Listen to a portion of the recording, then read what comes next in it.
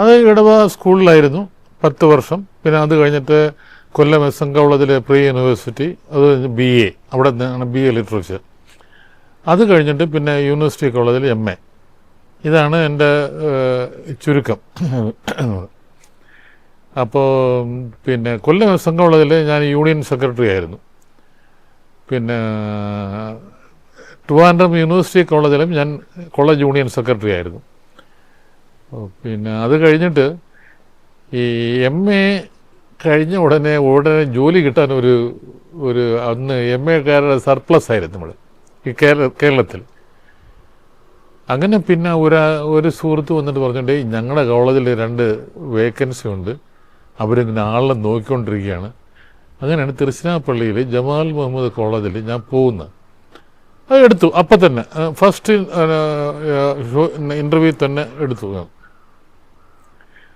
അവിടെ വർക്ക് ചെയ്ത് കൊണ്ടിരിക്കുമ്പോഴാണ് പിന്നീട് ഒരു പ്രധാന സംഭവം ഉണ്ടാകുന്നതെന്ന് പറഞ്ഞാൽ, അവിടെ ഈ UGC സ്കെയിൽസിന് വേണ്ടി മറ്റെല്ലാ സംസ്ഥാനങ്ങളിലും സമരം നടക്കുമ്പോൾ തമിഴ്നാട്ടിലും ഇതിൻ്റെ ഒരു ഇതുണ്ടായി. ഒരു അസോസിയേഷൻ ഓഫ് യൂണിവേഴ്സിറ്റി ടീച്ചേഴ്സ് എന്നും പറഞ്ഞിട്ടൊരു സംഘടന ഉണ്ടായി. ആ സംഘടനയുടെ തിരുച്ചിനാപ്പള്ളി 3 സെക്ഷനാണ്. ഒന്ന് കോയമ്പത്തൂർ, തിരുച്ചിനാപ്പള്ളി, മദ്രാസ്. ആ സെക്ഷൻ്റെ പ്രസിഡൻ്റായിട്ട് ഞാൻ എലക്ട് ചെയ്യപ്പെട്ടു. അപ്പോൾ ആ സമയത്തുള്ളൊരു സംഭവം എന്ന് പറഞ്ഞാൽ, അപ്പോൾ അതിനിടയിൽ ഈ കോളേജ് ലെക്ചർ എന്നുള്ളതിൽ ഒരുപാട് ഫ്രീ അവേഴ്സ് കിട്ടുമല്ലോ. അപ്പോൾ ഞാനിങ്ങനെ ഉണ്ടായിട്ട് തമിഴ് സംസ്കാരത്തെക്കുറിച്ച് പഠിച്ചു തുടങ്ങി. അപ്പോൾ കലാകൗമുദി 77 ആരംഭിക്കുമ്പോൾ തന്നെ ഞാൻ ഇങ്ങനെ ഈ നദീതടവും തമിഴ് സംസ്കാരവും തമ്മിലുള്ള ബന്ധം, കാവേരിയും തമിഴ് സംസ്കാരവും തമ്മിലുള്ള ബന്ധം, അതിനെക്കുറിച്ച് നല്ലൊരു ഫീച്ചർ എഴുതി. അത് ഇവർക്ക് ഭയങ്കര ഇഷ്ടപ്പെട്ടു. അത് കഴിഞ്ഞിട്ട് 2 ആഴ്ച കഴിഞ്ഞിട്ടാണ് ഹിന്ദുവിൽ ഇതേ സബ്ജക്റ്റിനെ കുറിച്ച് ഇവരിത് അറിയാം. അപ്പോൾ ഹിന്ദുവിലെ രാം നരശൻ എന്ന് പറഞ്ഞ തിരുച്ചിനാപ്പള്ളി കറസ്പോണ്ടൻ്റ് ഇതെങ്ങനെയാണ് അറിഞ്ഞു, അയാൾ എന്നെ അന്വേഷിച്ച് വന്നു. How did you collect all these details എന്നെൻ്റെ അടുത്ത് ചോദിച്ചു. ഞാൻ I talk to many people, many professors here, then only I collected all these things. അപ്പോൾ ഇവിടെ പിന്നെ കലാകൗമുദിയിൽ അങ്ങനെ ഒരു പേര് വന്നു. എന്നിട്ട് കലാകൗമുദിയിൽ ഇങ്ങനെ നിരന്തരമായിട്ട് എഴുതിക്കൊണ്ടിരുന്നു. ആൾമോസ്റ്റ് ഈ 77, 78, 79 കാലഘട്ടത്തിൽ എൻ്റെ പേര് വെച്ച ഒരു ലേഖനമില്ലാത്ത കലാകൗമുദി ഇല്ലായിരുന്നു, അറിയാമത്. അത് മിക്കതും ഈ തമിഴ് സംസ്കാരത്തിൻ്റെ അപഗ്രഥനങ്ങളായിരുന്നു. പിന്നീട് അങ്ങനെ ഇരിക്കുമ്പോഴാണ് ഈ അസോസിയേഷൻ്റെ പ്രസിഡൻ്റ് ആകുന്നത്. അപ്പോൾ ഈ എല്ലാവരും കൂടെ തീരുമാനിച്ചു, മൊത്തത്തിൽ തമിഴ്നാട് മുഴുവനും കൂടെ തീരുമാനിച്ചു. അന്ന് എൻ്റെ ജസ്റ്റ് ജൂനിയർ പഠിച്ച PK രാജനായിരുന്നു മധുരൈ യൂണിവേഴ്സിറ്റിയുടെ ടീച്ചേഴ്സിൻ്റെ മൂട്ടയുടെ പ്രസിഡന്റ്, അറിയാം. ഞങ്ങൾ തമ്മിൽ നല്ല സ്നേഹത്തിലാണ് കാണുന്നത്. അപ്പോൾ ഞങ്ങളിങ്ങനെ വന്ന് നിൽക്കുമ്പോൾ കാണാം ഇങ്ങനെ എല്ലാവരും കൂടെ ചെന്ന് കൂട്ടത്തൂടാർ ബാച്ചായിട്ട് അറസ്റ്റ് വരിച്ച നിൽക്കത്തില്ല. അങ്ങനെ ഒരു ചരിത്രം അവിടെ ഇല്ലല്ലോ. കൂട്ടത്തോടെ അറസ്റ്റ് ചെയ്യാം. ഒരു കോളേജിലുള്ള സ്റ്റാഫ് മുഴുക്കി ഒരു ദിവസം അറസ്റ്റ്. അങ്ങനെ വന്ന് പലരും 2 ദിവസം കഴിയുമ്പോഴേക്കേ ഇറങ്ങി തുടങ്ങിയാണ്. ഇറങ്ങി തുടങ്ങിയപ്പോൾ ഞാൻ ഇങ്ങനെ ഒരു തീരുമാനം പറഞ്ഞു, ഒരു കാര്യം ചെയ്യാം, ഞാൻ നിരാഹാരം കിടക്കാം, അത് ഇവരെ ഹോൾഡ് ചെയ്യും, ജയിലിനകത്ത് ഹോൾഡ് ചെയ്യും. അപ്പോൾ അതോടെ തന്നെ മദ്രാസിലും കോയമ്പത്തൂരിലും എല്ലാം അറിയിച്ചു, ഇങ്ങനെ ഇന്നാര് നിരാഹാരം കിടക്കാൻ പോകുന്നു. പിറ്റേന്ന് അറസ്റ്റ് വരിച്ചു. അപ്പം ഞാൻ അറസ്റ്റ് വരിക്കുമ്പോൾ എൻ്റെ കൂടെ ഞാൻ പ്രതീക്ഷിക്കാത്ത ഒത്തിരി പേര്, ഈവൻ സീനിയർ പ്രൊഫസേഴ്സ് ഒന്ന് അറസ്റ്റ് വരിച്ചു അറിയാം. എന്നിട്ട് ഞാൻ അവിടെ ചെന്നിട്ട് ആദ്യമേ ചെന്ന ഉടനെ തന്നെ ജയിലിൽ അകത്ത് കയറി ചെന്ന് ഞാനിങ്ങനെ I am going on fast എന്ന് പ്രഖ്യാപിച്ചു. അപ്പോൾ അവർ പറഞ്ഞു അങ്ങനെ പറഞ്ഞാൽ നോക്കില്ല, എഴുതി കൊടുക്കണമെന്നൊക്കെ പറഞ്ഞു. അത് ഞാൻ ഒരു പേപ്പർ എടുത്ത് ഇങ്ങനെ എഴുതി, I will be on fast from this moment എന്ന് പറഞ്ഞു. അങ്ങനെ എഴുതി കൊടുത്തു. അപ്പോൾ അവർ ഇങ്ങനെ 12 മണിക്കൂർ എന്നെ ഈ ജയിലിനകത്ത് തന്നെ വാച്ച് ചെയ്തു കേട്ട്. അപ്പോൾ ഈ ജയിലിനകത്തെന്ന് പറഞ്ഞാൽ ജയിലിൻ്റെ ഈ സെല്ലിനകത്ത് തന്നെ ആകണമെന്നില്ല. ഈ ഓപ്പൺ ഗ്രൗണ്ടുണ്ട്. ഓപ്പൺ ഗ്രൗണ്ട് നല്ല തണലൊക്കെ ഉള്ള സ്ഥലമുണ്ട്. അപ്പോൾ അവിടെയും നമ്മൾ ഷീറ്റ് പിരിച്ച് കിടക്കാൻ അനുവദിക്കുമായിരുന്നു അവിടെ. 12 മണിക്കൂർ കഴിഞ്ഞ് രാത്രി 8 മണിയായപ്പം എൻ്റെ അടുത്ത് പറഞ്ഞു, no you can be here, you are removed to the hospital എന്ന് പറഞ്ഞു. അപ്പോൾ ഹോസ്പിറ്റലാണെങ്കിൽ ബെഡുണ്ട്, ഓർമ്മിച്ചോളാം അറിയാം. അപ്പം നമ്മുടെ തലയ്ക്ക് അടുത്ത് കൊണ്ടുവന്ന് ഈ ഫുഡൊക്കെ വെച്ചേക്കും അറിയാം, നമ്മൾ മിണ്ടുമില്ല അറിയാം. പക്ഷെ അങ്ങനെ കിടന്ന് മിക്ക സമയവും ഉറക്കമായിരിക്കും. ഈ ക്ഷീണം കൊണ്ടും 3.5 ദിവസം അങ്ങനെ കിടന്നു. മൂന്നാമത്തെ ദിവസം രാവിലെയാണ് അനൗൺസ്മെൻറ്റ് വരുന്നത്, ഇങ്ങനെ എഗ്രിമെൻ്റായി ഇതൊക്കെ. അപ്പോൾ അവിടെ നിന്ന് ഇറങ്ങുമ്പോൾ വൈകുന്നേരം 3:30 മണിയായി. അപ്പോൾ അവിടെ ദർശനപ്പള്ളിയിൽ ഡോക്ടർ നാരായണൻ എന്ന് പറഞ്ഞിട്ട് ഒരു ഡോക്ടർ ഉണ്ടായിരുന്നു. അപ്പോൾ എൻ്റെ ചില സുഹൃത്തുക്കൾ നേരെ അങ്ങേരെ വീട്ടിൽ കൊണ്ടുപോയി. അപ്പോൾ അങ്ങേരെല്ലാം പരിശോധിച്ചു. അപ്പോൾ അങ്ങേര് തൈര് സാധമാണ് ആദ്യം തരുന്ന ആഹാരം, എനിക്ക് അറിയാം, തൈര് സാധനം. പിന്നെ അങ്ങനെ പോയി. അപ്പോൾ അങ്ങനെ ഒരു സംഭവമുണ്ട്. ഈ 78-79 ഒരു ഭയങ്കര സൈക്ലോണിക് സ്റ്റാം ഉണ്ടായി, പിന്നെ നാഗപട്ടണത്ത്. അങ്ങനെ സൈക്ലോണിക് സ്റ്റാം ഉണ്ടായി കഴിഞ്ഞപ്പോൾ പിന്നെ ഭയങ്കര വെള്ളപ്പൊക്കമായി. അപ്പോൾ എൻ്റെ ഒരു സുഹൃത്തിൻ്റെ ആരോ മരിച്ചെന്ന് പറഞ്ഞിട്ട് അങ്ങേരെയും ഭാര്യയും കൂടെ കൊണ്ട് ഞാൻ റെയിൽവേ സ്റ്റേഷനാക്കിയിട്ട് തിരിച്ചു വരുന്ന എനിക്ക് ഇത്ര നെഞ്ചിനൊപ്പം വെള്ളത്തിലൂടെയാണ് നടന്നു വരേണ്ടത് അറിയാം. അത്ര ഭയങ്കര മഴയായിരുന്നു. ഒരു 1.5-2 മണിക്കൂറിനാവും. അത്ര ഭയങ്കര മഴ അറിയാം. അപ്പോൾ ഈ കുടയൊക്കെ ഉണ്ടെങ്കിലും കാറ്റത്തൊന്നും ഒരു രക്ഷയില്ല, തലയൊക്കെ നനഞ്ഞ് കംപ്ലീറ്റ് വന്നത്. അപ്പോൾ ഞാൻ വന്ന് ഈ ടെറസിൻ്റെ മുകളിൽ കൂടെ പൈപ്പിൽ കുളിച്ച് ഇങ്ങനെ ഇരുന്നിട്ട് പിറ്റൊന്ന് ഒരു 10:30 മണിയായപ്പോൾ ഈ കാറ്റൊക്കെ തീർന്ന് മഴയൊക്കെ തീർന്ന് ഇങ്ങനെ നിന്ന്. അപ്പം എനിക്കറിയാവുന്ന എൻ്റെ ഈ കലാകൗമുദിക്ക് വേണ്ടിയുള്ള ലേഖനങ്ങൾ എഴുതുമ്പോഴുള്ള ഫോട്ടോഗ്രാഫ് തയ്യാറാക്കുന്ന ഒരു ഫോട്ടോഗ്രാഫറുണ്ട്. ഞാൻ അവനെ കാണാൻ പോയി. വെള്ളപ്പൊക്കത്തിൻ്റെ പടം വല്ലതും ഉണ്ടോ എന്ന് ചോദിച്ചു. വെള്ളപ്പൊക്കത്തിൻ്റെ പടം പിന്നെ പുള്ളി കുറേ തന്നു.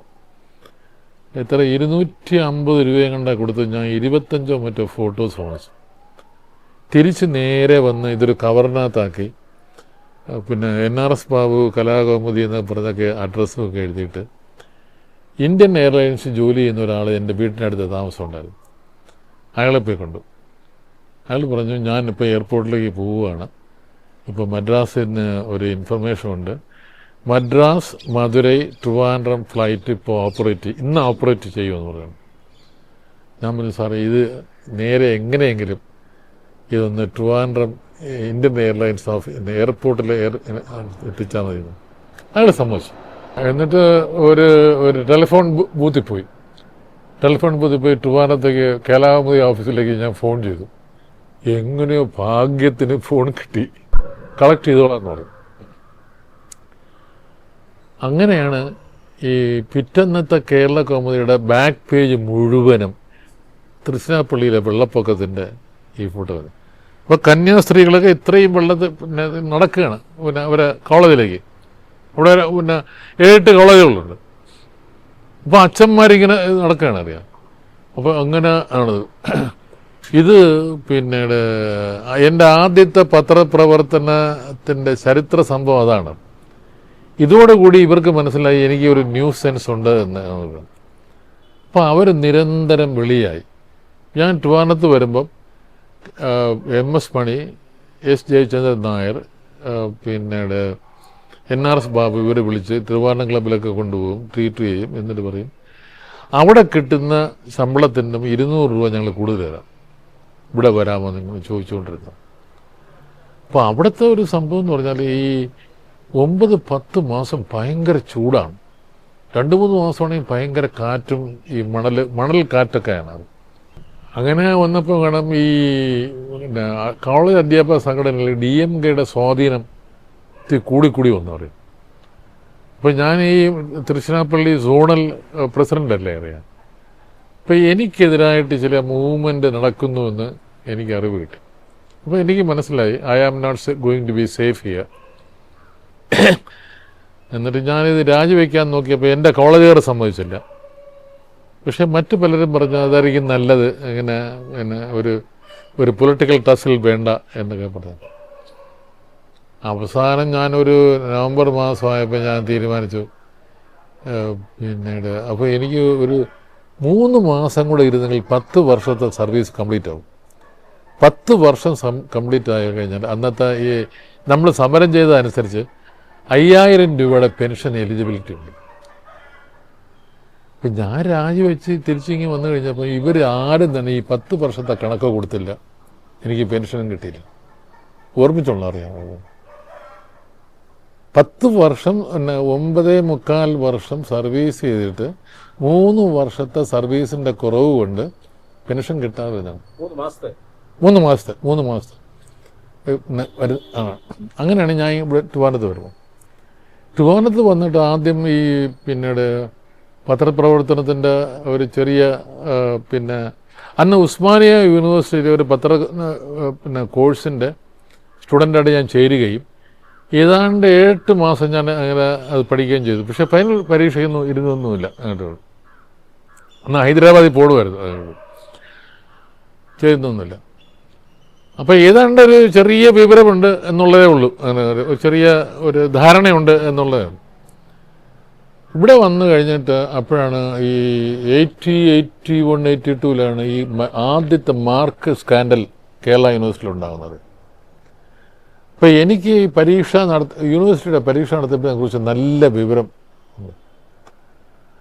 അപ്പോൾ അന്ന് ഒരു പക്ഷേ ഈവൻ മനോരമയെ കവച്ച് വെച്ചുകൊണ്ട്, മനോരമയും കവച്ച് വെച്ചുകൊണ്ട് ഏറ്റവും നല്ല ഈ പരീക്ഷാ എക്സ്പോഷർ സ്റ്റോറീസ് ഉണ്ടാക്കിയത് കേരളമൊന്നിയായിരുന്നു.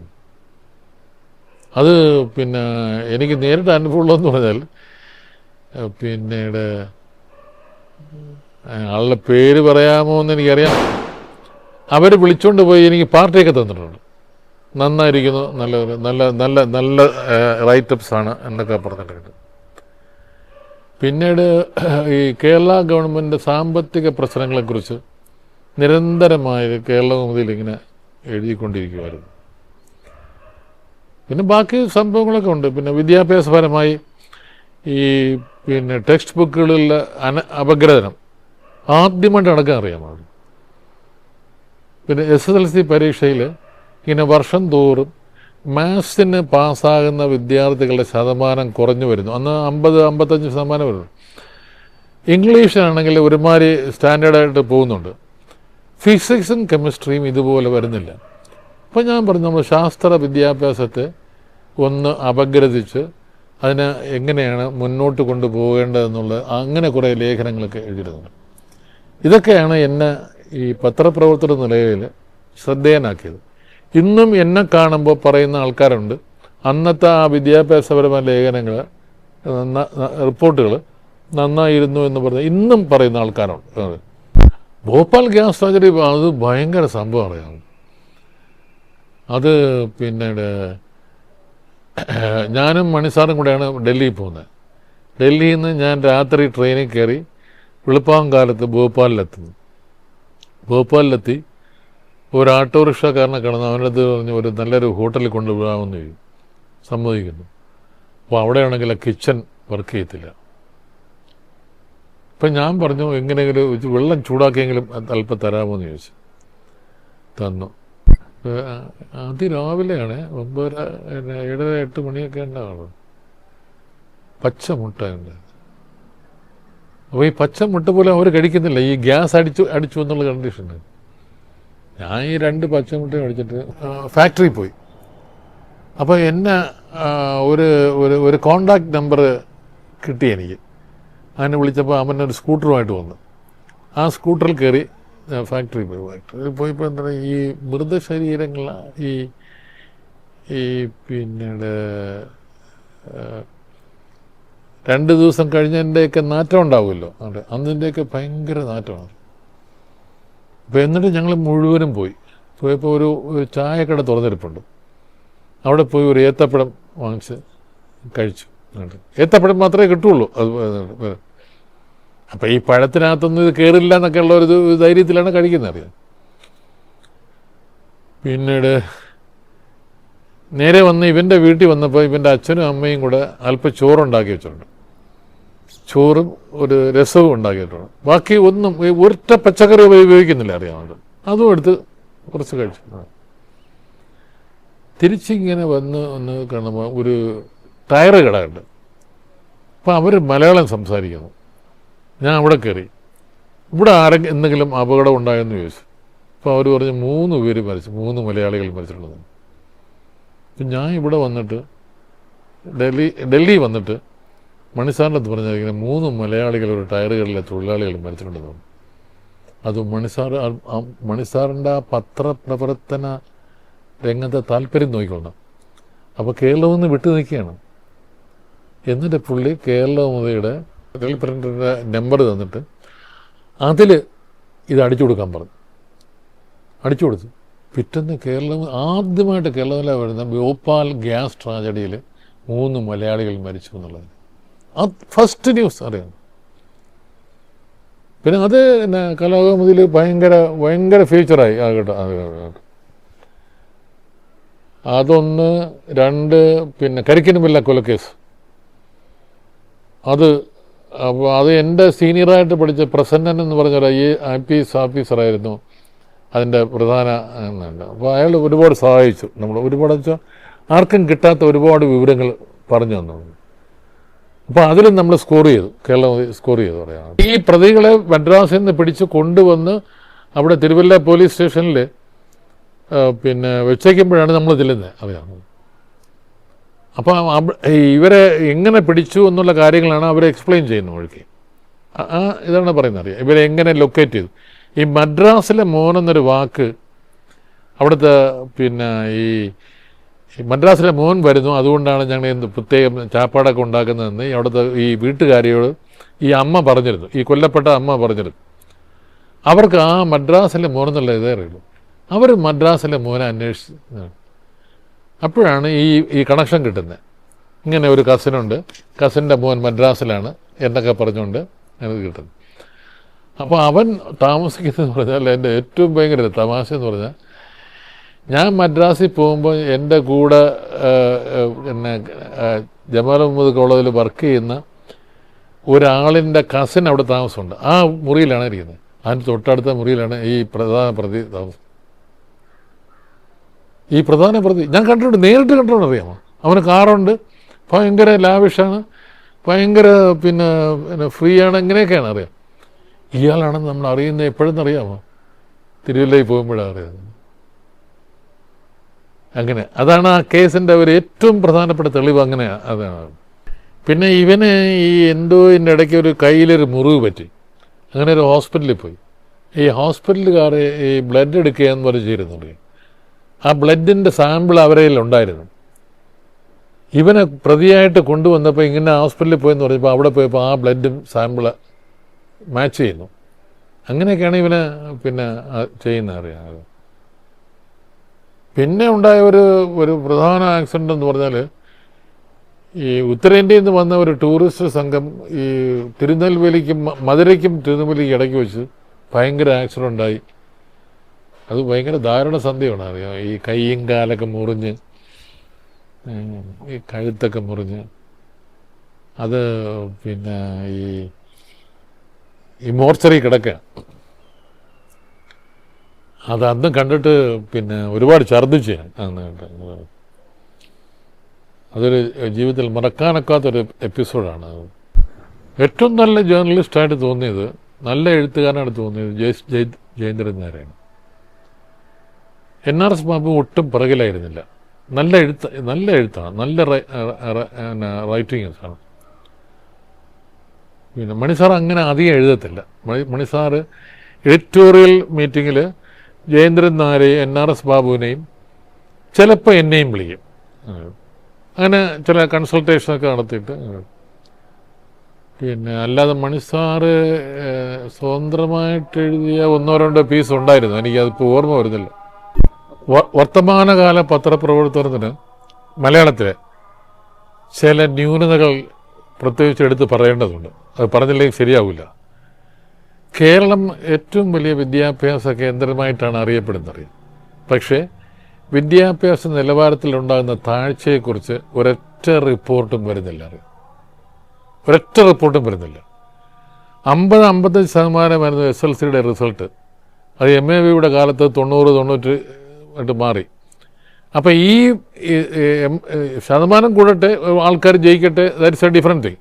മറ്റ് പല സംസ്ഥാനങ്ങളിലും ഉള്ളതുപോലെ പിന്നെ അതിനേക്കാളും അല്പം കൂടെ മെച്ചമാണ് നമ്മുടെ പിള്ളേർ എന്ന് പറയാം, താരതമ്യേന നോക്കുമ്പോൾ അറിയാം. പക്ഷേ നമ്മൾ നിലവാരത്തെ താഴോട്ട് പോയി. അപ്പോൾ ഈ മാത്തമാറ്റിക്സ്, ഫിസിക്സ്, കെമിസ്ട്രി, ഇംഗ്ലീഷ്, ഈ 4 സബ്ജക്റ്റുകളിലും പുറന്നോട്ട് പോകുന്ന ഒരു സംസ്കാരമാണ് ഇപ്പം നിലനിൽക്കുന്നത്. അതിനെ ശരിയാക്കണം. ആരും ശരിയാക്കുന്നില്ല. 2, ചില PhD-കാരുടെ സ്റ്റാൻഡേർഡ് നമ്മൾ പ്രസംഗങ്ങളൊക്കെ കേൾക്കുമ്പോൾ നമുക്ക് മനസ്സിലാവുമല്ലോ. ആ പേരൊന്നും പറയാൻ ഉദ്ദേശിക്കുന്നില്ല. ഞാൻ അതിനെ വിളിക്കുന്ന തട്ടുകട PhD എന്നാണ്. കേരള സിൻഡിക്കേറ്റിൽ എത്രയോ വർഷമായിട്ട് ഒരു പ്രത്യേക രാഷ്ട്രീയ പാർട്ടിയുടെ പ്രതിനിധികളാണ് ഭൂരിപക്ഷം കൊണ്ട് ഭരിക്കുന്നത്, അറിയാമോ? അപ്പോൾ അവർ പറയുന്ന അധ്യാപകർക്ക് ഗവേഷണ ബിരുദം, വിദ്യാർത്ഥികൾക്ക് പ്രമോഷൻ, വിദ്യാർത്ഥികളുടെ ഗവേഷണത്തിന് കണ്ണുമടത്തുള്ള അംഗീകാരം, ഇങ്ങനെയൊക്കെ നടക്കുന്നു പറയുന്നു. അപ്പോൾ ഇതിനെ കറക്റ്റ് ചെയ്യാനുള്ള ഒരു പ്രവണത ഈ പത്രപ്രവർത്തന രംഗത്തുള്ള ആർക്കും വരുന്നില്ല, അറിയാം. ഇത് ചെയ്തുകൊണ്ടിരുന്ന ഏക വ്യക്തി ഞാനാണെന്നാണ് ഞാൻ ഇതേവരെ ഉള്ള എൻ്റെ അനുഭവത്തിൽ പറയുന്ന ഏക വ്യക്തി. വിദ്യാഭ്യാസ നിലവാരം മാത്സിലും സയൻസിലും ഫിസിക്സിലും കെമിസ്ട്രിയിലും SLC വിദ്യാർത്ഥികൾ പുറകോട്ട് പോകുന്നു എന്ന് നിരന്തരമായി 3-4 വർഷം കണ്ടിന്യൂസ് ആയിട്ട് റിപ്പോർട്ട് ചെയ്ത ഒരാളാണ് ഞാൻ. അപ്പോൾ അതിലെനിക്ക് അഭിമാനമുണ്ട്. അത് അന്ന് ശ്രദ്ധിക്കപ്പെട്ടിരുന്നു. അന്ന് ഒരുപാട് ഈ ആൾക്കാർ എന്നെ വിളിച്ചിട്ട് ഇത് അഭിനന്ദിക്കുകയും ഇതങ്ങനെ ചെയ്യണം ഇങ്ങനെ ചെയ്യണം എന്നൊക്കെ പറഞ്ഞു. ഈവൻ വിദ്യാഭ്യാസ സെക്രട്ടറിമാർ പോലും എന്നെ വിളിച്ചിട്ട് ഇത് ചോദിക്കുമായിരുന്നു, ഇങ്ങനെ അപ്പോൾ ഇതെങ്ങനെ കണ്ട് അപ്പോൾ ഞാൻ പറഞ്ഞു, പരീക്ഷാ ഭവന് കളക്ട് ചെയ്ത സ്റ്റാറ്റിസ്റ്റിക്സ് ആണത്, അല്ല ഞാൻ എന്നെ പ്രൈവറ്റായിട്ട് ഉണ്ടാക്കുന്ന സ്റ്റാറ്റിസ്റ്റിക്സ് അല്ല എന്ന് പറയാം. അതൊന്ന്. 2, കേരളത്തിൻ്റെ സാമ്പത്തിക സ്ഥിതിയെക്കുറിച്ചുള്ള പഠനങ്ങളും ഇപ്പോൾ വളരെ കുറവാണ്. ഈ ട്രഷറിയിൽ പേയ്മെൻറ്റ് മുടങ്ങുന്നു, അങ്ങനെയുള്ള റിപ്പോർട്ടുകൾ വരും. പക്ഷെ എന്തുകൊണ്ട് മുടങ്ങുന്നു എന്നുള്ളത് പ്രധാനപ്പെട്ട കാര്യമാണത്. അപ്പോൾ എവിടെ നിന്നൊക്കെ കിട്ടേണ്ട സോഴ്സിൽ നിന്ന് സാധനങ്ങൾ വരുന്നില്ല. ഇപ്പോൾ ഈ GST ഇടപാട് തന്നെ ശരിയാക്കേണ്ട കാര്യമല്ല, അറിയാമോ? 3, ഈ തമിഴ്നാട്ടിൽ ഇപ്പോൾ ഇന്നലെ ഇറങ്ങിയ പുതിയ കക്ഷിയുണ്ടല്ലോ, വിജയ് എന്ന് പറഞ്ഞ നടൻ്റെ കക്ഷി, അയാളൊരു കാര്യം പറഞ്ഞു, അത് വളരെ പ്രധാനപ്പെട്ട, അറിയാമോ? അതായത് ഈ national level test MBBS admission, engineering അഡ്മിഷന് ഞാൻ ഇനി അംഗീകരിക്കത്തില്ല എന്ന്. എക്സലൻ്റ് ആൻസറാണ്. അപ്പോൾ ഇപ്പോൾ ഈ കേരളത്തിൽ MBBS പഠിക്കാനായിട്ട് ഉത്തരേന്ത്യ വരുന്ന പിള്ളേർക്ക് ഇവിടുത്തെ പിള്ളേരുടെ സ്റ്റാൻഡേർഡ് ഇല്ല. അതാരും ശ്രദ്ധിക്കുന്നില്ല, അറിയാമോ? അപ്പോൾ ഇവിടുത്തെ പിള്ളേർ കർണാടകത്തിലോ ഉത്തർപ്രദേശിലോ മധ്യത്തിൽ പോയി കഴിഞ്ഞാൽ അവർക്കാണെങ്കിൽ നല്ല വിദ്യാഭ്യാസം കിട്ടുന്നു, അതുമില്ല. ഇങ്ങനെ ഒരു ഇംബാലൻസ് ഉണ്ട്. അപ്പോൾ ഇത്തരം കാര്യങ്ങളെക്കുറിച്ചാണ് നമ്മുടെ പത്രപ്രവർത്തന രംഗത്തുള്ള ആളുകൾ വിശദമായി പഠിക്കുകയും കൈകാര്യം ചെയ്യേണ്ടത്. അത് നടക്കുന്നില്ല എന്നുള്ള ഒരു ഒരു ഒരു ഒരു ഒരു ഒരു ദുഃഖം എനിക്കുണ്ട്. സെക്രട്ടേറിയറ്റിൽ നിന്ന് ഒരു ഫയല് AG's ഓഫീസിലേക്ക് അയക്കുകയാണ്. അപ്പോൾ ഒരു പ്യൂണാണ് ഇത് കൊണ്ടുപോകുന്നത്. അപ്പം ഈ ലിഫ്റ്റ് ഇറങ്ങി താഴെ വന്നു. അപ്പം ഞാൻ എൻ്റെ ഒരു സുഹൃത്ത് AG's ഓഫീസിലുണ്ട്. അയാൾ പറഞ്ഞ ഒരു കാര്യം ചെയ്യും, നിങ്ങൾ അങ്ങോട്ട് വരണ്ട, ഞാനിത് കൊടുത്ത് നാളെ മറ്റന്നാളെ തിരിച്ചു തരാമെന്ന് പറഞ്ഞു. ആ ഫയല് വാങ്ങിച്ച് അയാൾ എൻ്റെ ഷർട്ടിനകത്ത് വെച്ച് വന്നു. എന്നിട്ട് അയാളും കൂടെ വന്നിട്ട് പേരെങ്ങനെ പറയുന്നുള്ള ഒരു ഭയങ്കര ഒരു അത്ലറ്റ് ഒരു ഫോട്ടോസ്റ്റാറ്റ് മെഷീൻ നടത്തുന്നുണ്ടായിരുന്നു. ഭയങ്കര എല്ലാവർക്കും റെസ്പെക്റ്റുള്ള ഒരു അത്. അയാളുടെ കടയിൽ പോയി ഇതിൻ്റെ ഫോട്ടോസ്റ്റാറ്റ് മുഴുവൻ എടുത്ത് ഈ ഫയൽ അങ്ങേരെ ഏൽപ്പിക്കുന്നു. അങ്ങേരെ അതും കൊണ്ട് ഇതുപോലെ ഷർട്ടിനകത്തിട്ടിട്ട് നേരെ എജിപ്സ് ഓഫീസിൽ പോയി അവിടെ ചെന്ന് അത് പ്രോസസ്സ് ചെയ്ത് അന്ന് വൈകുന്നേരം തന്നെ ഈ പ്യൂണിനെ വിളിച്ച് തിരിച്ചു കൊടുക്കുന്നത്. ഇങ്ങനെ ഇത്രയും പാടായിരുന്നു. ആ പാട് ഇനി ഇല്ല എന്നുള്ളതാണ് ഈ റൈറ്റ് ടു ഇൻഫർമേഷൻ ആക്ട് വരുന്നത്. അപ്പോൾ ഈ റൈറ്റ് ടു ഇൻഫർമേഷൻ ആക്ട് നേരെ ചൊവ്വേ ആൾക്കാർ ഉപയോഗിക്കാൻ പഠിച്ചിരുന്നെങ്കിൽ ഇപ്പോൾ ഈ ബജറ്റ് നടപ്പിലാക്കുന്നതിലുണ്ടാകുന്ന വിഷമങ്ങളെല്ലാം മാറുമായിരുന്നു. കാര്യം എന്ന് പറഞ്ഞാൽ ഇപ്പം ഏപ്രിലിൽ ബജറ്റ് പാസ്സാക്കി പൈസ കൊടുത്തു കഴിഞ്ഞാൽ ഈ പൈസയുടെ 60-70-80% പോലും ഇപ്പം ആക്ച്വലായിട്ട് വരുന്നില്ല. അപ്പോൾ ഈ മിച്ചം വരുന്നത്, ചിലവാക്കാതുള്ള മിച്ചം വരുന്നത് എന്ന് പറഞ്ഞാൽ അതിൻ്റെ എണ്ണം കൂടി വരികയാണ്. അപ്പോൾ അതിനകത്തൊരു ഭയങ്കര കോൺസ്റ്റിറ്റ്യൂഷണൽ പ്രിൻസിപ്പിളുണ്ട്. അതാരും മെയിൻറ്റെയിൻ ചെയ്യുന്നില്ല. അറിയാം എന്തെന്നറിയാൽ ഈ മാർച്ച് 31 മുമ്പ് ഓരോ വർഷവും ബജറ്റ് പാസ്സാക്കും. അപ്പം ബജറ്റ് പാസ്സാക്കുന്നത് വെച്ചാൽ നിയമസഭ വോട്ട് ചെയ്തിട്ടാണ് പാസ്സാക്കുന്നത്. ഈ വോട്ടിൻ്റെ വാലിഡിറ്റി അടുത്ത മാർച്ച് 31 വരെയേ ഉള്ളൂ എന്ന് ഒരു നിയമമില്ല. ബാക്കി വരുന്ന തുക ആ കൺസേൺഡ് ഉദ്യോഗസ്ഥന്മാർ അവരിഷ്ടംപോലെയാണ് ചിലവാക്കുന്നത്. പല പഞ്ചായത്തുകളിലും കാറ് വാങ്ങിക്കുന്നത് ഇങ്ങനെ മിച്ചം വന്ന തുക കൊണ്ടാണ്. മിച്ചം മനഃപൂർവ്വം വരുത്തും, ചിലവാക്കാതെ ഉണ്ടാക്കുക. പറയാം പാവങ്ങൾക്ക് വീട് കെട്ടിക്കൊടുക്കാനുള്ള തുകയായിരിക്കും, കുടിവെള്ളം കൊടുക്കാനുള്ള തുകയായിരിക്കും, അല്ല ഫ്ലഡ് റിലീഫിൻ്റെ തുകയായിരിക്കും.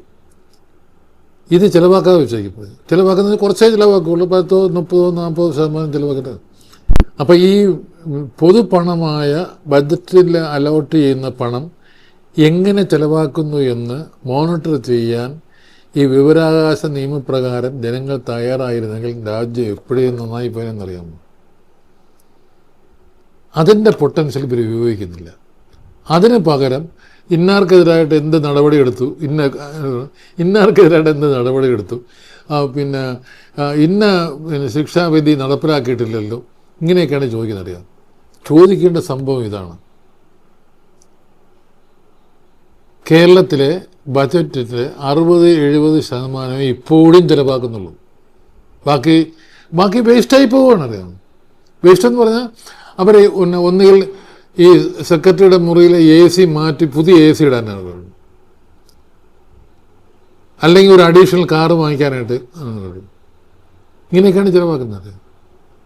അപ്പോൾ അത് എന്തിനാണോ അസംബ്ലി പാസ്സാക്കിയത്, ആ പാസ്സാക്കിയ കാര്യത്തിൻ്റെ മഹനീയത ഇവർ അംഗീകരിക്കുന്നേ ഇല്ല. അറിയാം അവർ ചുമ്മാ അവരെല്ലാം ഇരുന്ന് പോന്നു. ആ വിവരാവകാശ നിയമത്തിൻ്റെ ഗുണം അതാണ്. അറിയാം പക്ഷേ അതിൻ്റെ ഗുണം ശരിയായിട്ട് സമൂഹത്തിന് ഉപയോഗിക്കുന്ന നിലയിൽ സമൂഹത്തിലുള്ള അംഗങ്ങൾ പ്രവർത്തിക്കുന്നില്ല. അതാണ് എൻ്റെ ഏറ്റവും വലിയ പരാതി. അറിയാവുന്നത് ജേർണലിസ്റ്റുകളും മനസ്സിലാക്കിയിട്ടില്ല. അതല്ലേ സംഭവം അറിയാവുന്നത്. അപ്പം ഇപ്പം ഈ 2024 അപ്പം പിന്നെ നവംബർ ഡിസംബർ ആകാൻ പോന്നു. അപ്പോൾ ഈ പിന്നീട് മാർച്ച് ആകുമ്പോൾ എത്ര ശതമാനം ചെലവഴിച്ചു എന്നുള്ളത് AG's ഓഫീസിലും ചോദിക്കാം, ഇവിടെയും ചോദിക്കാം. അത് കണ്ടുപിടിക്കാനുള്ള സമയമില്ല. അറിയാമോ? എന്തുകൊണ്ട് നടപ്പിലാക്കുന്നില്ല അറിയാം. അപ്പോൾ അത് ലേസിനെസ് ആണോ, കറപ്ഷനാണോ, ഇൻഎഫിഷ്യൻസി ആണോ, ഇത് കണ്ടുപിടിക്കണ്ടേ? അറിയാം അത് നടക്കത്തില്ല. അപ്പോൾ ജേർണലിസ്റ്റുകൾ തന്നെ ചെയ്യുന്നില്ലെങ്കിൽ പിന്നെ ആർക്കെങ്കിലും ഉണ്ടെങ്കിൽ ഇപ്പം പഞ്ചായത്ത് വകുപ്പിൽ അലോട്ട് ചെയ്ത 900 കോടി രൂപയിൽ 600 കോടി രൂപയെ ചിലവാക്കിയുള്ളൂ, ബാക്കി 300 കോടി രൂപ ചിലവാക്കിയില്ലെന്ന്. ഈ 300 കോടി രൂപ എങ്ങോട്ട് പോകണം? അതൊരു ഭയങ്കര ക്വസ്റ്റ്യൻ അല്ലേ? അറിയാം അസംബ്ലി പാസ്സാക്കിയ പൈസയാണ്. അസംബ്ലി പാസ്സാക്കിയ പൈസ മാർച്ച് 31 കഴിഞ്ഞാൽ ഉദ്യോഗസ്ഥന് സ്വന്തം ഇഷ്ടപ്രകാരം കൈകാര്യം ചെയ്യാനുള്ള അധികാരമുണ്ടോ? അതിനെക്കുറിച്ച് ഞാനൊരു പുസ്തകം എഴുതണമെന്നൊക്കെ ആലോചിച്ചാണ്. പിന്നെ ഈ വയസ്സായിട്ട് പിന്നെ അങ്ങനെ ഒരു കോൺട്രവേഴ്സിക്ക് പോകണ്ടെന്ന് വിചാരിച്ചിട്ട് ഞാൻ ചുമ്മാ ഇരിക്കുകയാണ്. ഭയങ്കര ക്വസ്റ്റ്യൻ അറിയാമോ?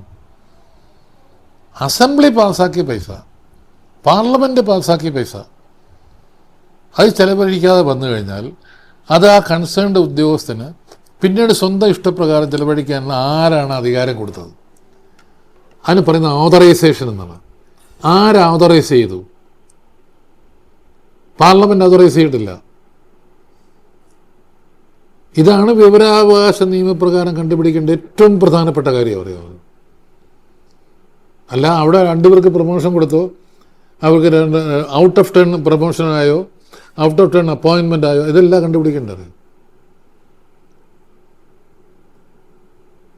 അപ്പോൾ PSC നിയമപ്രകാരം അപ്പോയിൻ്റ് ചെയ്യേണ്ട സ്ഥലത്ത് PSCയുടെ മറികടന്ന് അപ്പോയിൻ്റ് ചെയ്യുന്ന ഒരുപാട് നിയമനങ്ങൾ സെക്രട്ടേറിയറ്റ് നടക്കുന്നുണ്ട്, മറ്റു പല ഡിപ്പാർട്ട്മെൻറ്റ് നടക്കുന്നുണ്ട്. അതുപോലും ചോദ്യം ചെയ്യുന്നില്ല. അപ്പോൾ PSC എന്താ നോക്കുത്തിയോ? PSC 30-35 മെമ്പർമാരുണ്ട് ഇപ്പോൾ പറയുമോ. അവർക്ക് കനത്ത ശമ്പളവും ഉണ്ട്, റിട്ടയർ ചെയ്ത കനത്ത പെൻഷനും ഉണ്ട്. പക്ഷെ അവരറിയാതെ നടക്കുന്ന നിയമനങ്ങളെ ചോദ്യം ചെയ്യാനുള്ള അവകാശം അവർ വിനിയോഗിക്കുന്നില്ല. അറിയാം, അതൊരു ഭയങ്കര സംഭവം. അറിയാമോ? പബ്ലിക് സർവീസ് കമ്മീഷൻ എന്ന് പറഞ്ഞാൽ പബ്ലിക് സർവീസിനെ പ്രൈവറ്റ് സർവീസ് പോലെ ആക്കി മാറ്റി എക്സ്പ്ലോയിറ്റ് ചെയ്യുന്ന ഉദ്യോഗസ്ഥന്മാരെ നിലയ്ക്ക് നിർത്താൻ വേണ്ടി ഈ വിവരാവകാശ നിയമം ഉപയോഗിക്കുന്നില്ല. കേരള യൂണിവേഴ്സിറ്റിയിൽ നിന്ന് ഒരു വിദ്യാർത്ഥിയുടെ പരാതി വന്നിരുന്നു. അയാളെ മാർക്ക് ലിസ്റ്റ് ചോദിച്ചിട്ട് 4-5 മാസമായി കൊടുക്കുന്നില്ല എന്ന് പറഞ്ഞു. ഞാൻ അയാളെ വിളിച്ചു വരുത്തി ഉദ്യോഗസ്ഥനെ. അപ്പോൾ പരീക്ഷ എഴുതാൻ നിങ്ങൾ ഫീസ് വാങ്ങിച്ചോ എന്ന് ചോദിച്ചു. വാങ്ങിച്ചു. ഫീസ് വാങ്ങിച്ചു കഴിഞ്ഞാൽ അർത്ഥം നിങ്ങൾ കൃത്യമായിട്ട് ഈ പരീക്ഷയുടെ റിസൾട്ട് അറിയിക്കണം എന്നുള്ളത്. എന്തുകൊണ്ട് അറിയിക്കുന്നില്ല എന്ന് വെച്ചു. പണിഷ് ചെയ്തു. 25,000 രൂപ ഫൈൻ ഓടിച്ചു. പിന്നെ അതിന് ശേഷം ആ യൂണിവേഴ്സിറ്റി ഓഫീസിൽ എന്ത് നടന്നു എന്ന് എനിക്കറിയത്തില്ല. ഇതെന്തെങ്കിലും സല്യൂട്ടറി എഫക്റ്റ് ഉണ്ടാക്കിയോ എന്ന് എനിക്കറിയത്തില്ല. പക്ഷേ ആ ഉദ്യോഗസ്ഥനെ നമ്മൾ, കാരണം നിങ്ങൾ പിന്നെ പരീക്ഷാ ഫീസ് വാങ്ങിച്ചിട്ടാണ് ഇയാളെ പരീക്ഷയ്ക്ക് ഇരുത്തുന്നത്. അതിൻ്റെ അർത്ഥം എന്ന് പറഞ്ഞാൽ നിങ്ങൾ പറഞ്ഞ തീയതിക്കനുസരിച്ച് ഇയാളുടെ റിസൾട്ട് പബ്ലിഷ് ചെയ്യുമെന്നുള്ളതാണ്. അത് ചെയ്യാതിരിക്കുന്നതാണ് ഏറ്റവും വലിയ തെറ്റ്. അത് ഭയങ്കര വാഗ്ദാന ലംഘനമാണ്, കോൺട്രാക്റ്റ് ലംഘനമാണ്. അത് പറഞ്ഞിട്ട് ഞാൻ 25,000 രൂപ അടിച്ചു. അതുപോലെ തന്നെ ഒരു തൃശ്ശൂർ മെഡിക്കൽ കോളേജിലെ ഒരു പ്രിൻസിപ്പൽ, അയാൾ അവിടെ കുറേ പിന്നെ ടെമ്പററി എംപ്ലോയീസിനെ നിയമിച്ചു. ഈ ടെമ്പററി എംപ്ലോയീസിന് കൃത്യസമയത്ത് ശമ്പളം കൊടുക്കില്ല. അപ്പം ഞാൻ അങ്ങേരടുത്ത് പറഞ്ഞു, ഇവരെ നിയമിച്ചതിൻ്റെ അപ്പോയിൻമെൻറ്റ് ഓർഡറിൻ്റെ കോപ്പിയും കൊണ്ടുവരാൻ പറഞ്ഞു. ഇവരുടെ അടുത്തും പറഞ്ഞു, നിങ്ങളുടെ കിട്ടിയ അപ്പോയിൻമെൻറ്റ് ഓർഡറിൻ്റെ കോപ്പിയും കൊണ്ടുവരാൻ പറഞ്ഞു. ഇതിനകത്തൊക്കെ പറയുന്നുണ്ട് ഇത്ര രൂപ ഇതിൻ്റെ ശമ്പളത്തിനാണെന്ന്. ഇപ്പം ഇത്ര രൂപ ശമ്പളത്തിനാണെന്നുണ്ടെങ്കിൽ അത് ഒരു മാസത്തിൻ്റെ അവസാനം കൊടുക്കുകയല്ലേ ശമ്പളം എന്ന് പറഞ്ഞാൽ അതല്ലേ എൻ്റെ. അപ്പോൾ ഇയാൾ കൊടുത്തില്ല. 6-7 മാസത്തും വരെ ശമ്പളം കൊടുക്കാതെ ഒരുത്തിനെ ഇട്ട് പെരട്ട് ചെയ്താൽ അയാൾക്കും അടിച്ചു കൊടുത്ത് ഫൈനാറ്. അപ്പോൾ ഈ തൊഴിലാളികളുടെ ആശ്വാസം കാണണം. അറിയാമോ? ചോദിക്കാൻ ഒരാളുണ്ടായല്ലോ എന്നുള്ള, ഞങ്ങൾക്ക് ആരും സഹായിക്കാനില്ലായിരുന്നു, അടുത്ത് ചോദിക്കാൻ ഒരാളുണ്ടായല്ലോ എന്ന ഒരു ഭയങ്കര സംഭവം ഉണ്ടായി. അറിയാം. പിന്നെ ഈ മൃഗസംരക്ഷണ വകുപ്പിൽ ഇതുപോലെ 1-2 കേസ് ഉണ്ടായിരുന്നു. അപ്പോൾ എൻ്റെ എക്സാക്ട് ഡീറ്റെയിൽസ് ഇപ്പോൾ എനിക്ക് ഓർമ്മ വരുന്നില്ല. അങ്ങനെയൊക്കെ പിന്നെ ഈ ആളുകളെ നമ്മൾ രക്ഷിക്കാൻ പറ്റി. പലരെയും ഈ രാഷ്ട്രീയ ഇടപെടലുണ്ട് ഇതിനകത്ത്. ഇപ്പം ഈ സെക്രട്ടേറിയറ്റിലെ സ്റ്റാഫാണ് അവിടെ ഇരിക്കുന്നത് മുഴുക്കിയത്. അപ്പോൾ സെക്രട്ടേറിയറ്റിൽ ആരാണ് ഭരിക്കുന്നതോ അവരെ സ്റ്റാഫാണ് ഇങ്ങോട്ട് നിയമിക്കപ്പെടുക. അത് ഇപ്പോൾ ഇവർക്ക് താല്പര്യമുള്ള കേസ്, ഇവർക്ക് കുഴപ്പം വരാവുന്ന കേസുകളൊക്കെ ആണെങ്കിൽ ഇവർ പിടിച്ചു വയ്ക്കും. ഇപ്പം നമ്മളറിയത്തില്ല അവിടെ ഏതൊക്കെ പരാതി വരുന്നത്, നമ്മളറിയത്തില്ലല്ലോ. ഈ പരാതി ഇങ്ങോട്ട് ഫോർവേഡ് ചെയ്യുമ്പോഴല്ലേ നമ്മളറിയുള്ളൂ. അറിയാം. അപ്പോൾ ഇതറിയത്തില്ല. അപ്പോൾ അങ്ങനെയുള്ള ചില സംഭവങ്ങളുണ്ടായിട്ടുണ്ട്. അത് മനഃപൂർവ്വമായി ഡിലേ ചെയ്യിപ്പിക്കുക, അല്ലെങ്കിൽ മനഃപൂർവ്വമായി ആ ഫയൽ മുക്കുക, ഇങ്ങനെയുള്ള ചില സംഭവങ്ങളുണ്ടായിട്ടുണ്ട്. അത് പിന്നീട് രാഷ്ട്രീയ പ്രേരിതമായ സംഭവങ്ങളാണ്. അത് നമ്മൾ അറിയേയില്ല, അറിയാമോ? അവിടെ കാരണം അവിടുത്തെ സെക്രട്ടറിയാണ് ഈ പിന്നീട് ഈ പെറ്റീഷൻസ് അലൗട്ട് ചെയ്യുന്നത്, അറിയാം. അപ്പോൾ അയാൾ വായിക്കുമല്ലോ. ഈ പെറ്റീഷൻ ഇന്ന ഗവൺമെൻറ് ഇന്ന കുഴപ്പം ഉണ്ടാക്കുമെന്ന് തോന്നുകയാണെങ്കിൽ ചിലപ്പോൾ അതെടുത്ത് മാറ്റി വെച്ചേക്കും. ചിലപ്പോൾ അത് ഒന്നുകൂടെ പറയുന്ന മുഴുക്കുന്ന ഒന്നുകൂടെ ഒന്ന് പരിശോധിക്കണം, എന്നിട്ട് മാറ്റി വെച്ചാൽ അവിടെ കിടക്കുക പറയാം.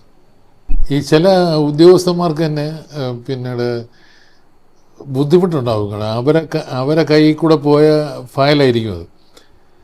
അപ്പോൾ അത് ഇയാളെ വിളിച്ച് പറയുന്നത് ഇങ്ങനെ എനിക്കേതായിട്ടൊരു പെറ്റീഷൻ വന്നിട്ടുണ്ട്, അത് നോക്കിക്കൊണ്ടോ എന്ന് പറയും. അങ്ങനെ നമ്മൾ അറിയത്തില്ല, അറിയില്ല. അപ്പോൾ അവിടെ ഇൻഫർമേഷൻ കമ്മീഷന് തന്നെ ഇന്ന പരാതികൾ വരുന്നു എന്നുള്ള രജിസ്റ്റർ ഡെയിലി ഈ ഇൻഫർമേഷൻ കമ്മീഷണർമാരെ കാണിക്കണം എന്നുള്ള ഒരു വ്യവസ്ഥ വേണം അവിടെ. എന്നാലേ പറ്റുള്ളൂ, അറിയാമോ? അപ്പോൾ ഇതിനകത്ത് ഈ വ്യക്തിപരമായ താല്പര്യത്തിന് വേണ്ടിയുള്ള പെറ്റീഷൻസ് ഉണ്ട്, പൊതു താല്പര്യത്തിന് വേണ്ടിയുള്ള പെറ്റീഷനുണ്ട്. ഈ പൊതു താല്പര്യത്തിനുള്ള പെറ്റീഷന് പ്രാധാന്യം കൊടുക്കണമെന്നുള്ള ഒരു കൺസെപ്റ്റ് ഞാൻ അവിടെ ഉന്നയിച്ചായിരുന്നു. പക്ഷെ അത് മറ്റ് പല കമ്മീഷണർമാരും അത്ര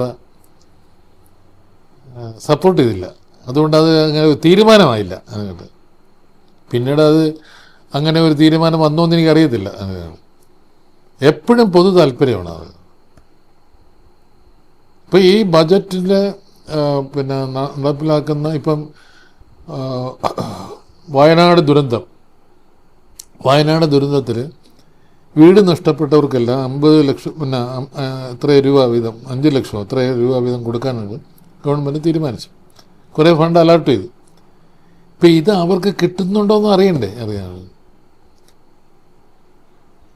ഇതേ കളക്ട്രേറ്റിൽ നിന്ന് ഇത് ഇവർക്ക് കൃത്യമായിട്ട് കിട്ടുന്നുണ്ടോയെന്ന് അറിയണ്ടേ? എന്നാലേ അതിൻ്റെ എഫക്റ്റീവ് ആവുള്ളൂ, അറിയാം. അപ്പോൾ കിട്ടുന്നുണ്ടോയെന്ന് അറിയാനുള്ള സുവോ മോട്ടോ കേസ് പരിശോധിക്കാനുള്ള അവകാശം ഇൻഫർമേഷൻ കമ്മീഷണർക്കില്ല. പെറ്റീഷൻ കിട്ടിയാലേ അവർക്ക് പരിശോധിക്കാനൊക്കെ ഉള്ളൂ. ഇപ്പം ഞാൻ ഇൻഫർമേഷൻ കമ്മീഷൻ നിലയിൽ വയനാട് കളക്ടർക്ക് എഴുതുന്നു, നിങ്ങൾക്ക് എത്ര രൂപ കിട്ടി ഇങ്ങനെ ഗവൺമെൻറ് ദുരിതാശ്വാസ നിധിയിൽ നിന്ന്, അത് എത്ര കുടുംബങ്ങൾക്ക് കൊടുക്കാൻ വേണ്ടിയാണ് അനുവദിച്ചത്, അത് എന്നൊക്കെ കൊടുത്തു, അത് 3 മാസം കഴിഞ്ഞാലും കൊടുക്കില്ല. അപ്പോൾ അവിടെ ഈ ഇൻഫർമേഷൻ കമ്മീഷൻ എന്നുള്ള ഓഫീസ് എഫക്റ്റീവ് ആകണമെന്നുണ്ടെങ്കിൽ ഇത് ചോദിക്കാനുള്ള അവകാശം കൊടുക്കണം.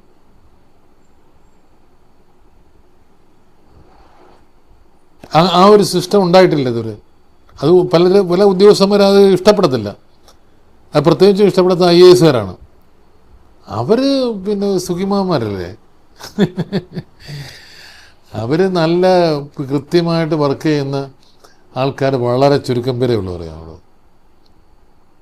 വളരെ ചുരുക്കം പേര് ഡെഡിക്കേഷനോടുകൂടി വർക്ക് ചെയ്യും. ഡെഡിക്കേഷൻ എന്നാണ് പറയേണ്ടത്, അറിയാം. കമ്മിറ്റ്മെൻറ്റോട്, സോഷ്യൽ കമ്മിറ്റ്മെൻറ്റോടുകൂടി, പബ്ലിക് ഇൻട്രസ്റ്റ് കമ്മിറ്റ്മെൻറ്റോടുകൂടി വർക്ക് ചെയ്യുന്ന വളരെ ചുരുക്കം പേരേ ഉള്ളൂ. വിവരാവകാശ നിയമത്തെ വ്യാഖ്യാനിച്ചുകൊണ്ടുള്ള ഒരു പുസ്തകം ഞാൻ എഴുതിയിട്ടുണ്ട്. നോക്കിയപ്പോൾ കാണാൻ ഒരുപാട് പുസ്തകം പബ്ലിഷ് ചെയ്തു. പിന്നെ അതിൻ്റെ കൂട്ടത്തിൽ ഇതും കൂടെ ഇറക്കണ്ടേ എന്നുള്ള ഒരു ഹെസിറ്റേഷൻ വന്നു, ഒരു അറപ്പ് വന്നു. അങ്ങനെ അതങ്ങനെ മാറ്റി വെച്ചിരിക്കുകയാണ് അത്. അപ്പോൾ അതിനകത്ത് ഇതൊക്കെ ഞാൻ പറയുന്നുണ്ട്. ഈ സുവോ മോട്ടോ കേസെടുക്കാനുള്ള അധികാരം കമ്മീഷണർമാർക്ക് കൊടുക്കണമെന്നുള്ളതാണ് എൻ്റെ ഒരു ആർഗ്യുമെൻറ്റ്. ഇപ്പം പിന്നെ വയനാട് ദുരന്തം നടന്നിട്ട് ഇപ്പം 2-3 മാസമായില്ലേ. ആ ആൾക്കാർക്ക് വീട് നഷ്ടപ്പെട്ടവനെ വീട്ടിൽ കയറി താമസിക്കാൻ ഒക്കുന്നില്ല. അവൻ്റെ പുരടം ഉണ്ടാവും. അവിടെ എന്തെങ്കിലും ഒരു ചെറിയ കുടിലെങ്കിലും കെട്ടിയാലല്ലേ അവൻ താമസിക്കാൻ ഒക്കുള്ളൂ. ചെയ്യേണ്ട ഒരു പ്രധാനപ്പെട്ട കാര്യം എന്ന് പറഞ്ഞാൽ അവിടെ ഈ കുന്നുകളും കുഴികളുമാണ്. അപ്പോൾ ഈ കുഴികളിൽ മഴ പെയ്യും. അന്ന് 56 സെൻറ്റിമീറ്റർ മഴ പെയ്തിട്ടാണ് ഈ മലയുടെ നിറഞ്ഞിട്ട് ഈ മലയുടെ അടിയിൽ കൂടെ ആദ്യം വെള്ളം പോയി, പിന്നെ മലയും കൊണ്ട് വെള്ളം പോയി അറിയാതെ. അപ്പോൾ അങ്ങനെ മഴ പെയ്യുന്നൊരു സ്ഥലത്ത് ആ ഭൂമിയുടെ കുറിച്ചുള്ള ഒരു ശാസ്ത്രീയ പഠനം വേണം. ഇത് എത്രത്തോളം ഹാർഡാണ് ഈ ഭൂമി, കല്ലാണോ നോക്കിയാണ് അവിടെ പിന്നെ നമ്മൾ കണ്ട അന്തം വിട്ട് പറയാമോ. ആ ഉരുൾപൊട്ടി ഒലിച്ചു വന്ന സ്ഥലങ്ങളിലുള്ള എല്ലാം കല്ലാണ് നിറഞ്ഞത്. എല്ലാം ഇടത്തരം കല്ലുകളാണ്. അപ്പോൾ അതിൻ്റെ ഇടയ്ക്ക് മണ്ണായിരുന്നു. ഈ കല്ലുകളുടെ ഇടയിലുള്ള മണ്ണാണ് ആദ്യം ചുരന്ന് പോകുന്നത് അറിയാം. ഇതിനാണ് അതിലൂടെ വെള്ളം വരുന്നത് അറിയാം. അപ്പോൾ അത്തരം ഭൂമി വാസയോഗ്യമല്ല എന്ന് സർട്ടിഫൈ ചെയ്യാൻ ആരൊക്കെ സർട്ടിഫൈ ചെയ്തിട്ടുണ്ടെന്ന് പറയുന്നു. എന്നിട്ട് ആരും ശ്രദ്ധിച്ചിട്ടില്ല.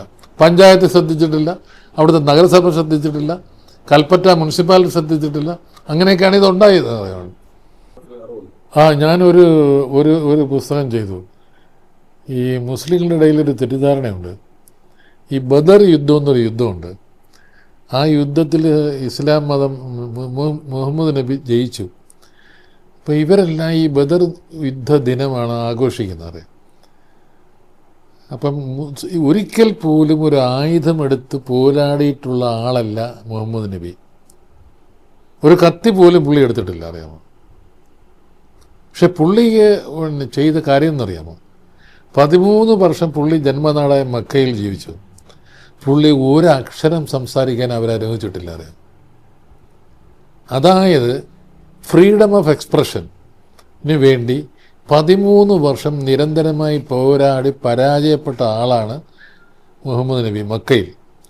എന്നിട്ടാണ് അദ്ദേഹം പാതിരാത്രി ഒളിച്ചോടി മദീനയിൽ വരുന്നത്. അവിടെ 6 വർഷമേ ഉണ്ടായിരുന്നുള്ളൂ. അപ്പോൾ ഈ അഭിപ്രായ പ്രകടന സ്വാതന്ത്ര്യത്തിന് വേണ്ടി ലോകത്ത് ഇത്രയും ദീർഘമായ പോരാട്ടം നടത്തിയ വേറൊരാളിനെ കാണാൻ ഒക്കില്ല. ഞാൻ പറഞ്ഞു the greatest fighter for freedom of expression എന്ന് പറഞ്ഞ് ഒരു പുസ്തകം ഞാൻ എഴുതിയിട്ടുണ്ട്.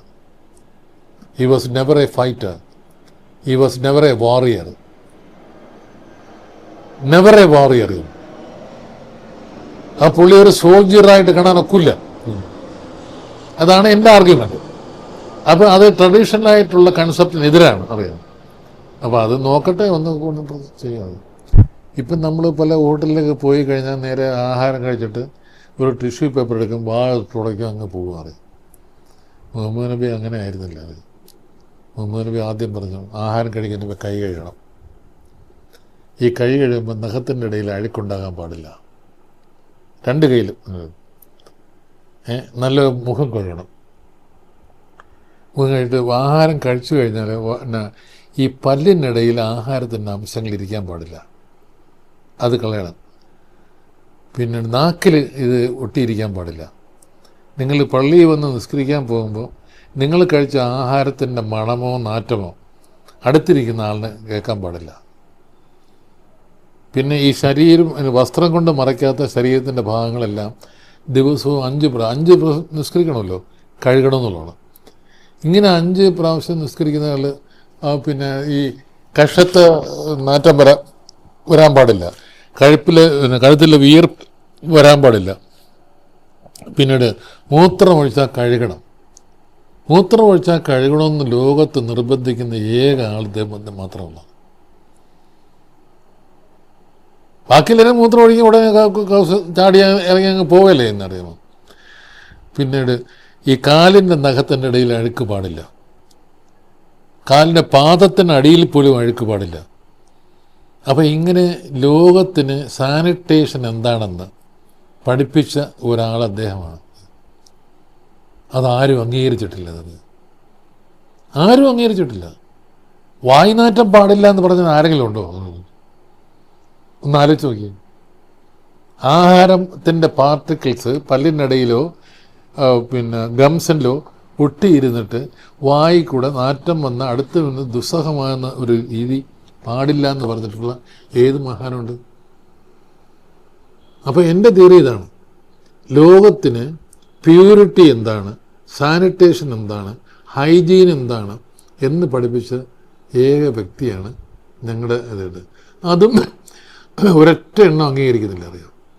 എല്ലാവരും പോയി പിന്നെ കൈ കഴുകും, മുഖം കഴുകും, വാ കഴുകും, പോയി പള്ളിയിൽ കയറി നിസ്കരിക്കും, അങ്ങ് പോവും. ആ പള്ളിയിൽ കയറി നിസ്കരിക്കുമ്പോൾ വായുനാറ്റം നാറ്റം ഉണ്ടോ ഇല്ലെന്ന് നോക്കുന്നുണ്ടോ? വായുനാറ്റം പാടില്ല എന്ന് പറഞ്ഞ ഏക വ്യക്തിയാണ്. ഞാനൊരു പുതിയ പ്രോജക്റ്റ് വർക്ക് ചെയ്യുകയാണ്. അത് പിന്നീട് ഈ CBSE ഇല്ലേ, അവരെ 10ാം ക്ലാസ്സിൽ ഒരു സോഷ്യൽ സയൻസ് എന്നൊരു സബ്ജക്റ്റ് ഉണ്ട്. അതിൽ ഡെമോക്രാറ്റിക് പിന്നീട് പവർ ഷെയറിങ് എന്ന് പറഞ്ഞൊരു ചാപ്റ്ററാണ് ആദ്യത്തേത്. അതിൽ പറയുന്ന ചില കാര്യങ്ങളെക്കുറിച്ച് എനിക്ക് എതിരഭിപ്രായമുണ്ട്. അപ്പോൾ അത് ഞാൻ ഇത്തിരി പഠിച്ച് അനലൈസ് ചെയ്തുകൊണ്ടിരിക്കുകയാണ്. അപ്പോൾ അത് പിന്നെ അതിൻ്റെ പല ഭാഗങ്ങളും ഇന്ത്യൻ ഭരണഘടനയ്ക്ക് എതിരാണെന്നാണ് എൻ്റെ അഭിപ്രായം. അപ്പോൾ അത് ഞാൻ മാത്രം പറഞ്ഞാൽ പോരല്ലോ.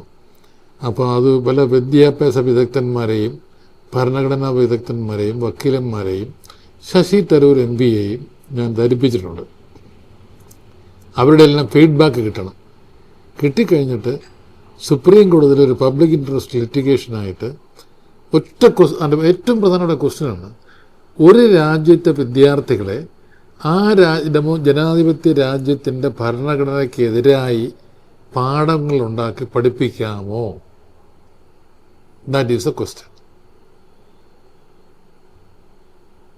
ആ പാഠങ്ങൾ ഉണ്ടാക്കി പഠിപ്പിക്കാൻ പാടില്ല എന്നാണ് എൻ്റെ ഒരു നിഗമനം. അതിനോട് മറ്റുള്ളവർ യോജിക്കുന്നു എന്നുള്ളതാണ്. അതിനെക്കുറിച്ചാണ് പഠിച്ചുകൊണ്ടിരിക്കുന്നത്. വളരെ സീരിയസ് ആയിട്ട് പഠിച്ചുകൊണ്ടിരിക്കുകയാണ്. വളരെ സീരിയസ് സംഭവമാണത്.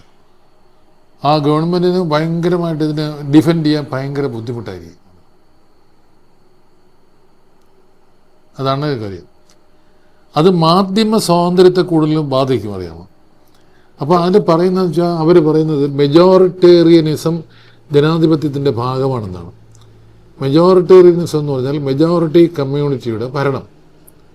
മെജോറിറ്റി കമ്മ്യൂണിറ്റിയുടെ ഭരണം എന്ന് പറഞ്ഞു കഴിഞ്ഞാൽ മൈനോറിറ്റി കമ്മ്യൂണിറ്റിയുടെ അഭിപ്രായങ്ങളും ആവശ്യങ്ങളും അവഗണിക്കുക എന്നുള്ള അർത്ഥം. അപ്പോൾ ഈ അഭിപ്രായ സ്വാതന്ത്ര്യം എന്നുള്ളതിനെ മെജോറിറ്റി കമ്മ്യൂണിറ്റിയുടെ അഭിപ്രായം മാത്രമേ പറയാവുള്ളൂ എന്നുള്ള ഒരു നിലവരും അത്. അപ്പോൾ അത് മാധ്യമ സ്വാതന്ത്ര്യത്തിന് നിഷേധിക്കലാണ്. അപ്പം മാധ്യമ സ്വാതന്ത്ര്യത്തിന് നിഷേധിക്കുന്ന തരത്തിലുള്ള അഭിപ്രായപ്പെടുന്ന സ്വാതന്ത്ര്യത്തെ നിഷേധിക്കുന്ന തരത്തിലുള്ള ഒരു പാഠപുസ്തകം പഠിപ്പിക്കുന്നത് എത്രത്തോളം ശരിയാകുമെന്നുള്ളതാണ് ഞാനിപ്പോൾ പഠിച്ചുകൊണ്ടിരിക്കുന്ന സംഭവം. ഫാമിലിയൊന്നുമില്ല. എൻ്റെ വൈഫ് നസീറ എന്നാണ് പേര്. ഒരു ഗ്രാജുവേറ്റാണ്. പിന്നീട് വേറെ ജോലിക്കൊന്നും പോയിട്ടില്ല. 2 മക്കളാണ്, 2 മോള്. ഇളയ മോളും അതിൻ്റെ ഹസ്ബൻഡും കാനഡയിൽ സോഫ്റ്റ്വെയർ എഞ്ചിനീയേഴ്സാണ്. മൂത്ത ആള് ഭർത്താവ് അവിടെ US സോഫ്റ്റ്വെയർ എഞ്ചിനീയർ റോച്ചസ്റ്ററിൽ. പിന്നെ മൂത്ത മോള് PhD കഴിഞ്ഞ കുട്ടിയാണത്. GEC ഒരു ഗ്ലോബൽ ഇലക്ട്രോണിക്സ് കൗൺസിൽ അവിടെ വർക്ക് ചെയ്യുന്നു. പിന്നെ മക്കള് ഇളയാളിന് 5ാം സ്റ്റാൻഡേർഡിൽ പഠിക്കുന്ന 10 വയസ്സായ ഒരു കുട്ടി, മോള്. മൂത്ത ആളിന് 15 വയസ്സായ മോന്. ഫാമിലി